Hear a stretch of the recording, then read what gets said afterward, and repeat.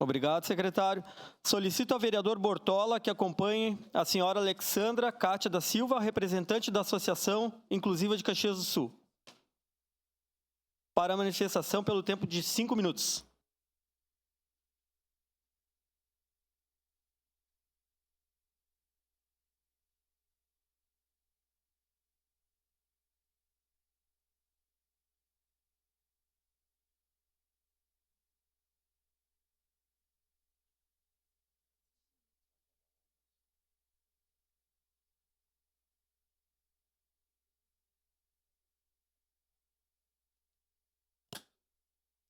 Bom dia a todos.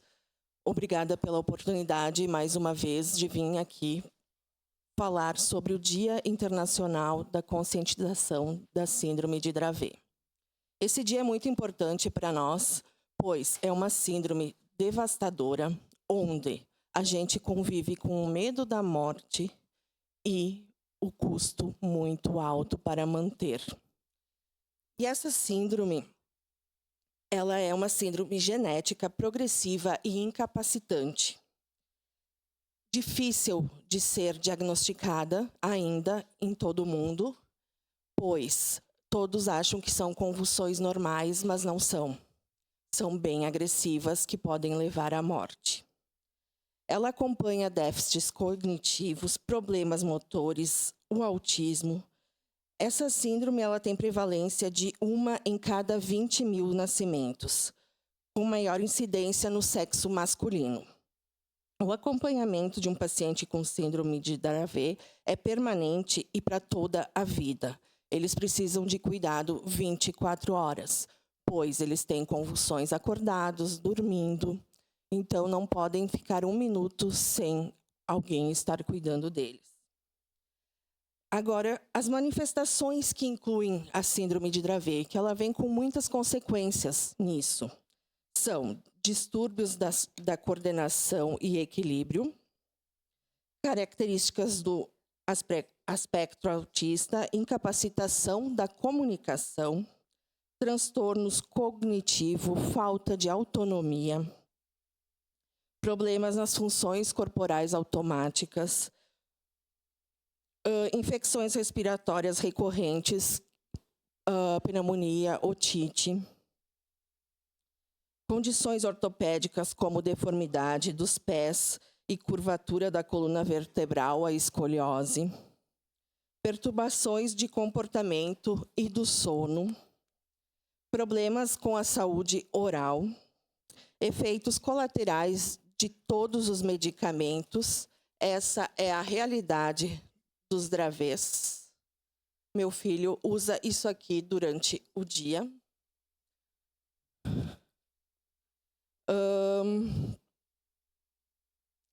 Transtorno do déficit de atenção, comportamento obsessivo por coisas específicas, comportamento agressivo que pode piorar com a idade, depressão ou ansiedade, especialmente na adolescência e na idade adulta, baixo tônus muscular, marcha agachada, problemas cardíacos e tem grande dificuldade de regular a temperatura corporal, pois eles não podem ter choque de temperatura. Digamos, um dia quente, entrar numa piscina gelada, convulsiona.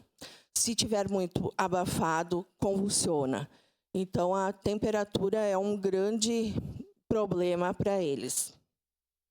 No caso do meu filho, a gente gasta R$12 mil mensais com o tratamento dele, sendo que 2 medicações vêm de fora, o supositório para parar as convulsões e o remédio para convulsão que vem da França, ele é o único para ele. Então, e mesmo com tudo isso, o tratamento não é 100% eficaz. Ele não serve para parar as convulsões, ele continua tendo. Então, vocês imaginem o que é uma vida de uma criança que, se brincar demais, convulsiona. Se chorar demais, convulsiona. Se ficar muito feliz, convulsiona. Então, a gente tem que viver controlando ele numa bolha para tentar não ter crises. Então, a gente vive numa montanha russa tanto emocional quanto financeira. Não sabemos como pagar pelas próximas medicações ou terapias, mas não podemos desistir, né? Pois é a vida dele que está em jogo.